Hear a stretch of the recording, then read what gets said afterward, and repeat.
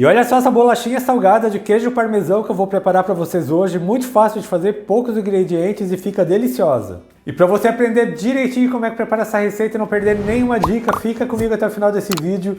Se você ainda não é inscrito aqui no meu canal, já se inscreva, deixa aquele joinha e vamos lá preparar essa delícia. Numa tigela crescente, uma caixinha de creme de leite, 3 colheres de sopa de manteiga, essa manteiga está em temperatura ambiente.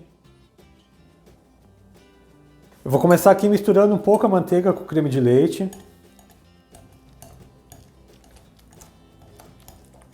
Agora que eu misturei um pouco aqui a manteiga com o creme de leite, eu vou começar acrescentando a farinha. Para essa receita são 2 xícaras de chá de farinha de trigo, eu vou colocar aqui mais ou menos a metade.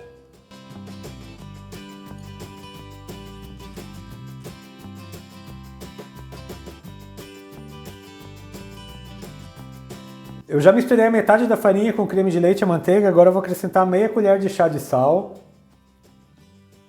um pacotinho de 50 gramas de queijo parmesão ralado, uma colher de sopa de fermento em pó, aquele fermento para bolo, e vou colocar aqui o restante da farinha. E agora com a mão a gente tem que amassar bem até ficar uma massa bem homogênea. E aqui no canal tem bastante receitas de bolacha doce, o pessoal estava me pedindo bastante uma bolacha salgada, então eu estou trazendo para vocês essa opção aqui que fica muito gostosa. E agora, pessoal, tem que amassar bem até todos os ingredientes se incorporarem, não pode ficar sobrando farinha na tigela, então amasse bem até ficar uma bola bem compacta. E já amassei bem a massa, não tem mais nada de farinha na tigela, esse aqui é o ponto dela, fica uma massa mais quebradiça. E agora você deixa essa massa descansando por 30 minutos, depois disso a gente molda as bolachinhas e já leva elas para o forno.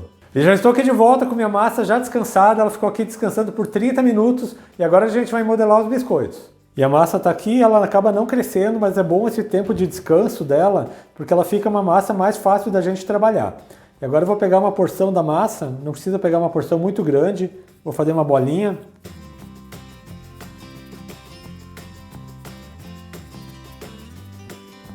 E vou achatar ela levemente. Você faz uma bolachinha mais ou menos desse tamanho aqui, porque ela vai crescer no forno.